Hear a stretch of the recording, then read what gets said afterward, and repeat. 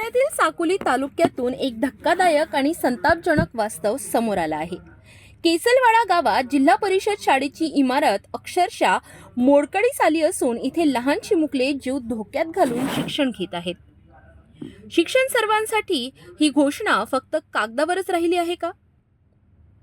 सविस्तर माहितीनुसार भंडारा जिल्ह्यातील साकोली तालुक्यात जंगलव्याप्त भागात वसलेलं केसलवाडा गाव, सानगडी झाडगाव मार्गावर असलेल्या या गावाची लोकसंख्या फक्त 800 इतकी आहे।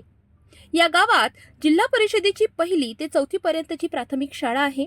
मात्र या शाळेची अवस्था अत्यंत विदारक आहे। इथे 35 विद्यार्थी शिक्षण घेत असून केवळ एकच शिक्षक कार्यरत आहे। शाळेची इमारत पूर्णतः जीर्ण झाली आहे। छताचे स्लॅब कधीही कोसळू शकतात। भिंतींना मोठी भगदाळे पडली आहेत।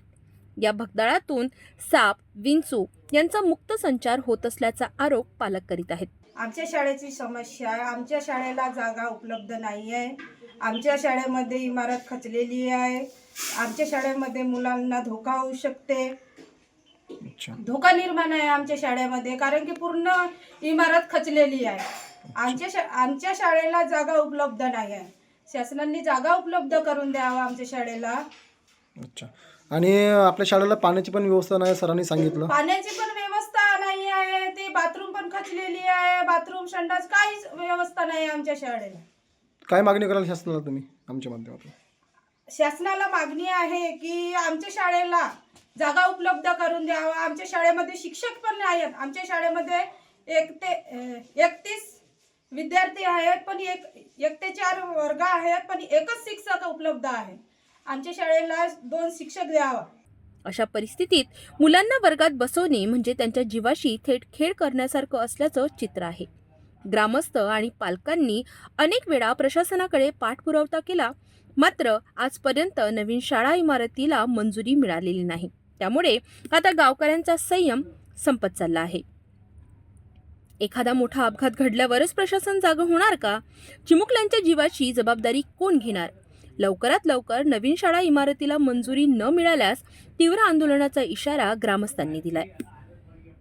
माझ्या ह्या शाळेमध्ये वर्ग 1 ते 4 मध्ये 32 विद्यार्थी सध्या शिक्षण घेत आहेत आणि मी सध्या एकटाच शिक्षक इथे कार्यरत आहे। मग शिक्षकाची भूमिका, त्यामध्ये मुख्याध्यापकांची कामे सुद्धा मी एकटाच सांभाळत असतो। आमच्या शाळेमध्ये 32 विद्यार्थी असून सुद्धा त्यांच्यासाठी फक्त एकच फक्त वर्गखोली आम्हाला उपलब्ध आहे।